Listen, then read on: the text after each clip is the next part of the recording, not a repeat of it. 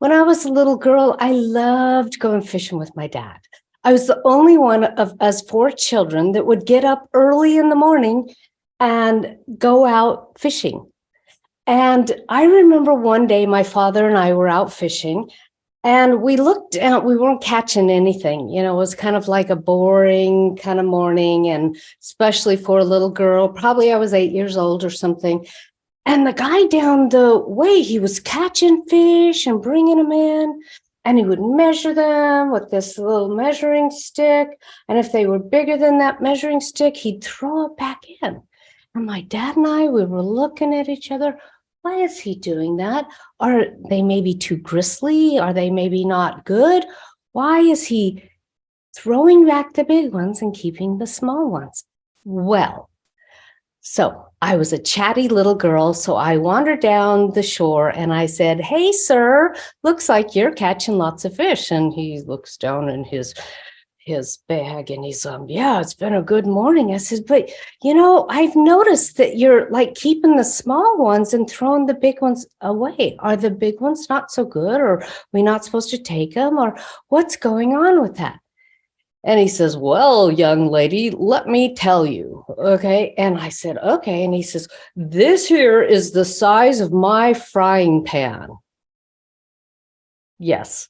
I know some of you've heard that story before, not just from me and my dad. And I did elaborate a little bit, but I did always go fishing with my dad. But what was in that guy's thinking? Didn't he know that you could cut up the fish and put it in the frying pan, or that you could, do something totally different? Why was he limiting himself to the small ones? That's little thinking.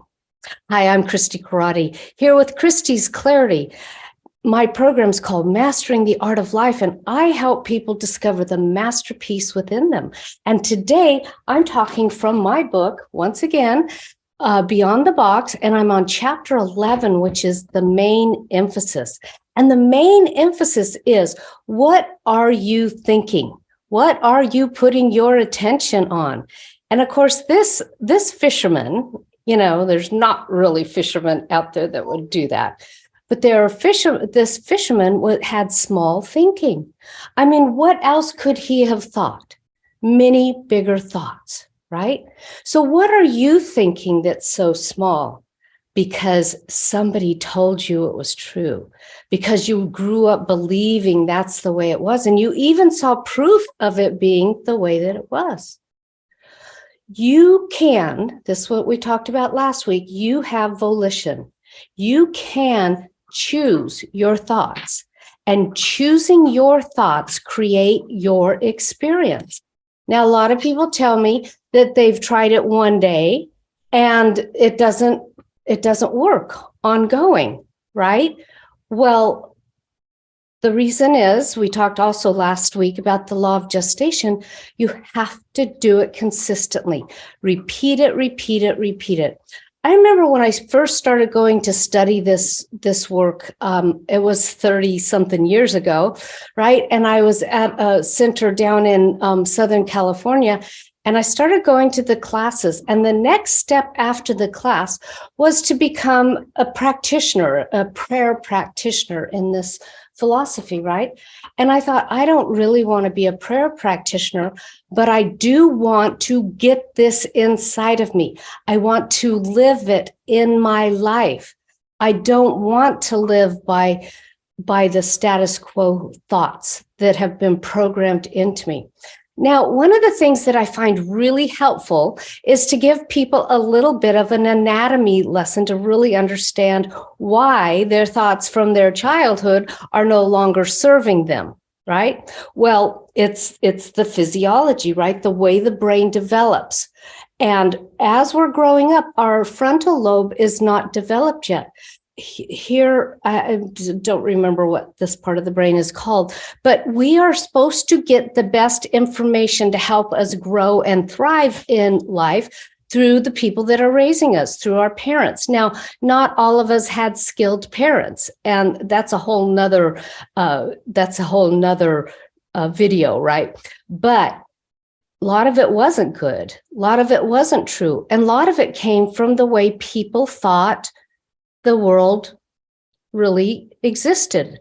Now that we have quantum physics and that we are discovering that there is more to this expansive universe than ever before, we are starting to learn that our thoughts do create our experience. And if we have those old pattern thoughts and that subconscious thoughts that are running us and we don't even know it, we're not living our life to the fullest.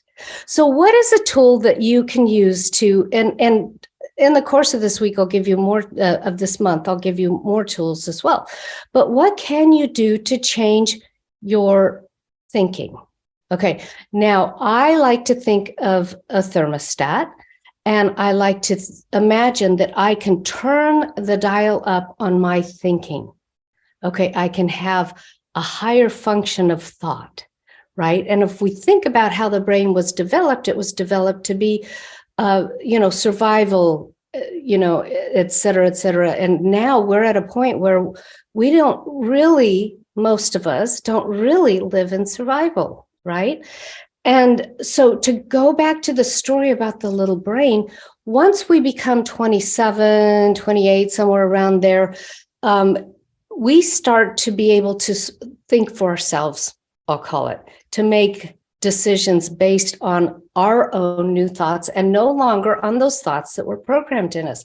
And we get to reprogram that frontal lobe that is part of our decision making at that point, but most of us don't know it. And we just take for granted everything that we learned from our parents, our teachers, society, all of those things. So what are some new thoughts that you can think of? Now, one of the ways that you can really turn up the volume there is giving, right?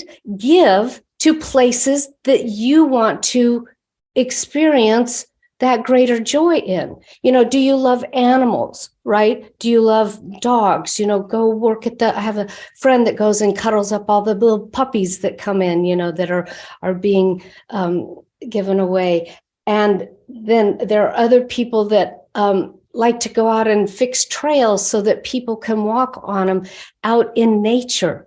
What is it that you can give to that's in the arena of something that you love? And that will expand your new thoughts, your new experience, and allow you greater joy and gratitude and happiness. And that is a much higher vibrational frequency than thinking everybody else's thoughts that they programmed in you. This is Christy Corradi with Christy's Clarity. Craft your life as a masterpiece. Thanks for joining me. Please like and subscribe to my channel. Let me know in the comments if today's Christy's Clarity resonated with you. If you like this video, I've chosen another of my videos that I think you'll like next.